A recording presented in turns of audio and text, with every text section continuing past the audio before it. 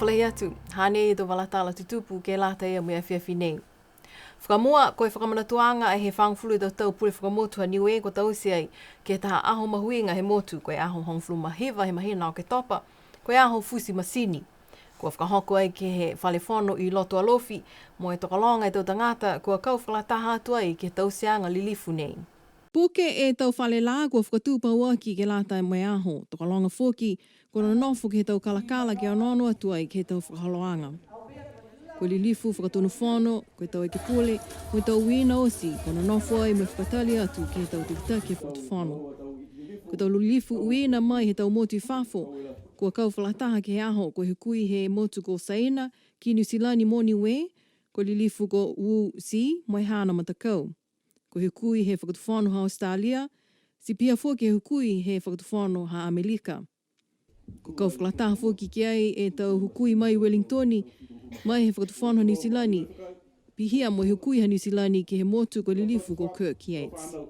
Ko tutu ai ki lunga e tau tangata he mga aho ni hoko mai e palimia ko lilifu ko Sir Toke Tālangi, mo e hana tuko ua ko Lady Fifita Tālangi. Ko fusi ai he tau whanau a aonga tuko lunga e masini ke he lolongo motu, kua uhu ai he tau whanau mai he aonga he tau whanau iki.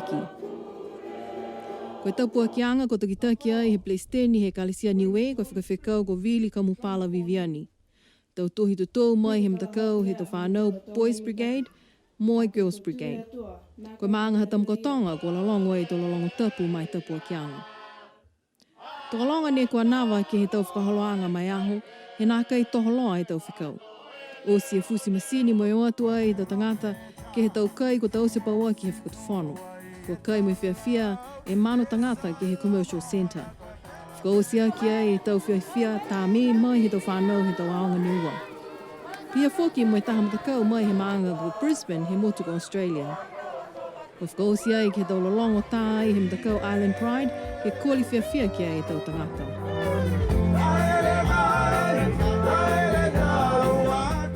Kua pasi mo kalanga e to tangata he aho fusi masini he mga aho ne whakailoa ai he lilifu palemia ko Sir Toke Tālangi ko e malikisi hake e tau tutongi he to tangata ngahua whakatu whono mo e tau tupe lau matai mai alau tolu tau mamatua fuakau.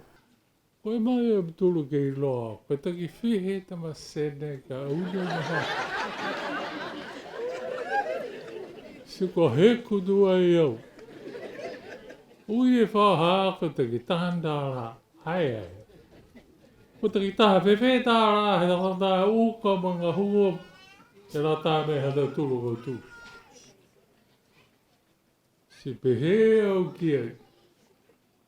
O asi te tau tulu e tau tupe ke rā tāe me te whakau nei. Taha mene he whakatu whoro nei ne ke hei. Pero asi te mau tūlu. Nika sei ke on milion tāra. Suka mera ia, lahi whiawhia hākau whakaroa tika mtoro e ānei. Tō ika sia mtoro osi te tangatanga hua. Koe mau ai, toro fura taha rā, ue whahai tapu. Ka toi tau. Tai puspus wau, koe hā, toro wau puspus wau. Koe tose ka ai, ai. Ko mtoro tau nosi me tau whaianga, toro me tau rā. Ko mtoro tau matua manaia whangapura tāra. Kua whiawhia whoki e mtakau alofo Apollo he motu, ne maua e tau pine aulo siliva mo e apakula ke he mahina Iulai ke tau whetoko he Pasifika ki Samoa. Ko whuaki ange he whakatu whono, lima seau ki alau tolu ko maua e tau pine aulo, ko Pauline Blumsky, Joy Peru, mo Christine Ioani. Whai seau e tau tālā ke lata mo lau tolu ne maua e tau pine siliva, ko Pauline Blumsky, Joy Peru, mo Pilanas Motofo, spia whoki mo Mikvika Tose, liu mai he tau. Tolu seau e tau tālā mo halau tolu ne maua e tau pine apakula, ko lilifu ko Dalton Tangelangi, Norman Misimesi, mo Mark Blumsky. Pehe e palimia ko ngahua he whakatu whono he aho ke hei sia mo i tāna ke tau tupi moua, ke mai ke whakawhiawhia e tau tangata ke tau ngahua mitaki mai motu. Pehe a ia ko se ke ono miliona ko moua ai, mo whiwhili ai he whakatu whono ke whakaonga tau tupi nei, ke tukuha ke tau tupi moua he tau tangata ngahua whakatu whono, Pihia mo tau tupe lau matai he tau mamatua fuakau. Puke e whanua aonga ha paliasi ke hawhla ele whahita pui ka mole. Toko longa teo tangata ni kua tolo atua i ke lata e moe aho whakatata he motu. Ko i tau matapatunga hua mai aho, ko i tau whakatataanga he toko loa mai he whanua, mo i toko loa kai. Pia foki e tau whahe pisinisi, mo i tau tufunga lalanga he matakau he tau whiwhini he motu. Kua whangi ai he lilifu ko Pili Tālangi ko i ki pule he whahe social services e aho. Mai ke ai foki ke whakatutala mo i takitaki he tau ngahua mai aho ko e ulufu katonu he whahe ngahua taonga Niue ko Moira e ne tama. Kua unu atu ki mua e tokolonga he tau tangata ni whia manako ke whakatataha lau tolu e tau tufunga, tau fua he whanua. Moi manako ni lau tolu ke mai ke eva mo kisikisi, mo whakalataha ke aho nei. He tau uanwhi me hong fumu hewa neko. Mena mita ke ia, kai mai fuki he tau mena ia, ia e longa e tau paleako ke he whainga hua ne tuto nuhia ke he whikau. Ki sia ai e mahu he motu ke he tau fua he whanua ko whakatata e mai aho.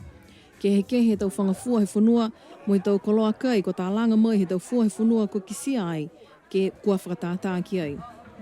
Toko longa fuaki kua whakatata halau tolo tau kai ko tau se pauaki ke ki sia he tau tangata mo i whakamanatua ke aho he tau mana kai he lalolangi.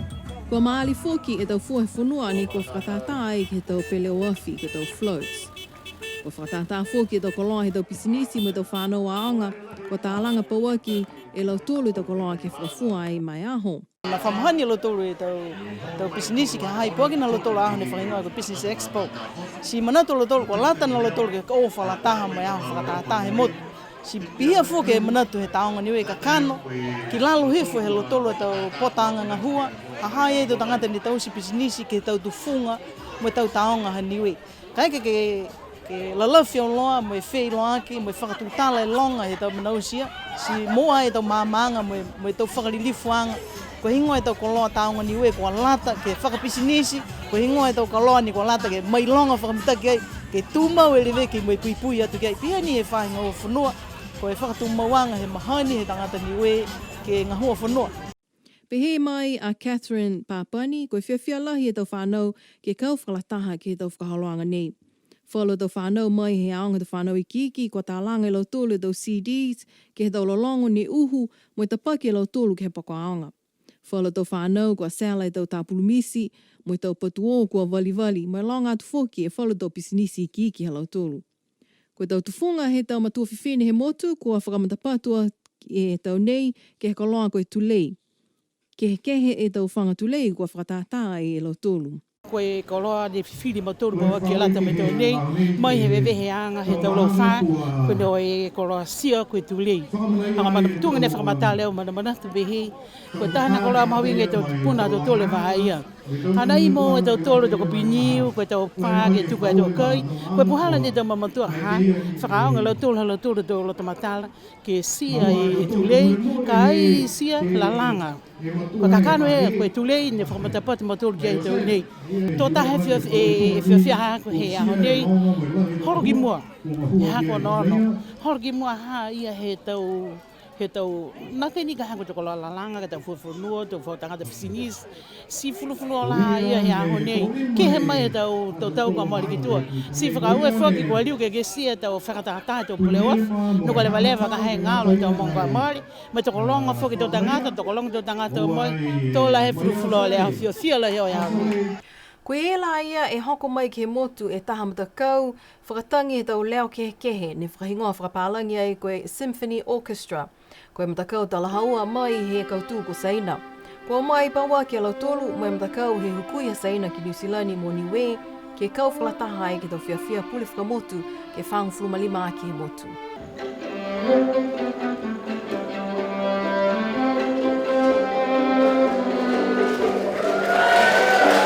Ua tolo atu ai ke he whale tolo he aonga tukulunga, ke whanonongo mo anono ai ke alo tolo mo he alo tolo tau tālini. Whakalataha atu foki toka longa tau e ke pule, mo i tau lilifu takitaki he motu ke he whiawhi.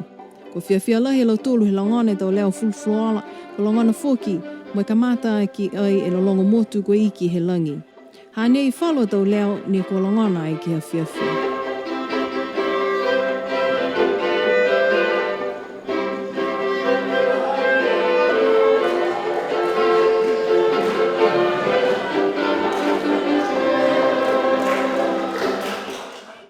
Ke whakausia ke tōtolo tau walatala mai a whiawhi, koe aho tu loto he whahitau pue kwa mole, ne whakahoko e whetoko laka P-League, he matakau mai o Kalana, mo e matakau ha Niue ke male i paliasi.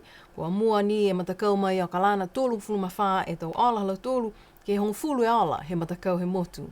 Tō taha e malolo he tau whanau pile he motu, ke whetoko atua i ke matakau mai o Kalana. Mai longa fōki ko tau whanau pile tu mau alo tōlu ni mai e he matakau ia, ke whakatai atua i ke tau whanau pile he motu. Malolo e tau pile halau tōlu ka e kua lole loli alau tōlu ke kua ta whakahiku. Malolo lehi matakau matole, hane ei tuaha matole, e tō malolo pia matole.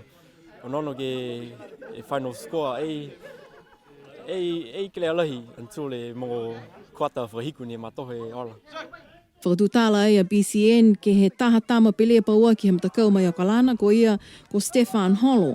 Ne pelea ia mai matakau he tau whanau ua fulu tau ki lalo ki he matakau tau haua koe Sydney Roosters. Pehea ia ko mitaki lahi e pelea he aho, fia ia mai nawa ke tau pelea he tau whanau he matakau he motu. Pehea ia ko mena langataha ni e pelea he tau whanau ne he motu, kai mitaki halau tōla tau pelea. Ko fia foki e matakau mai o Kalana, ke fua ki whalo tau koloa pile ke lata ia mai tau whanau he motu. Tōra he whiwhi he kau Niue hakoa mai ka hake mai ke pire e uloa. E showcase ka he tau e mani whanau. Tōra he whiwhi he tau pire ai whai la tau e mene ne mua. Tōra he osi whiwhi take osi whiwhi osi tangata osi. Si pihia e tau walatala te tupu ke lata e mea whiawhi nei, kia munui ne pō nana whaa.